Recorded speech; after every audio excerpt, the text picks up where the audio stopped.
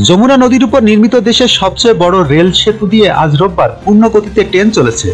পরীক্ষামূলকভাবে এই ট্রেন আগামীকাল সোমবারও চলবে।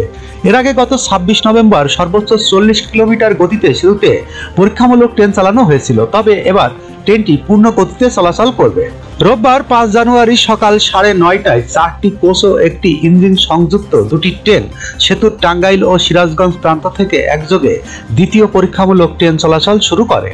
পরে পর্যায়ক্রমে 40 কিলোমিটার থেকে ধাপে ধাপে বাড়ানো হয় গতি। এর এক পর্যায়ে কাঙ্ক্ষিত গতি 120 কিলোমিটার গতিবেগে ছুটতে সক্ষম হয় পরীক্ষামূলক দুটি ট্রেন।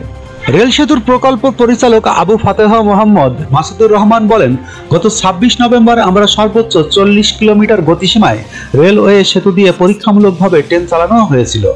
আজ পূর্ণ গতি দিয়ে পরীক্ষামূলকভাবে ট্রেন চলাচল শুরু হয়েছে। আগামীকাল সোমবারও রেল সেতুতে পূর্ণ গতিতে পরীক্ষামূলকভাবে ট্রেন চালিয়ে ভুল ত্রুটি শনাক্ত করা হবে। পরীক্ষামূলক ট্রেন চলাচল সবকিছু ঠিক থাকলে খুব শিগগিরই রেল সেতুটি উদ্বোধন করা হবে। এই রেল সেতু দিয়ে ট্রেন চলবে 100 থেকে 120 কিলোমিটার গতিতে। সেতুটির ঠিকাদারি প্রতিষ্ঠান হিসেবে কাজ করছেন জাপানি কোম্পানি ওটিজি ও আইএইচআই জয়েন্ট ভেঞ্চার। যখনকার খবর তখনই দেখতে চোখ রাখুন সুন 24 টিভিতে। চ্যানেলটি সাবস্ক্রাইব করুন।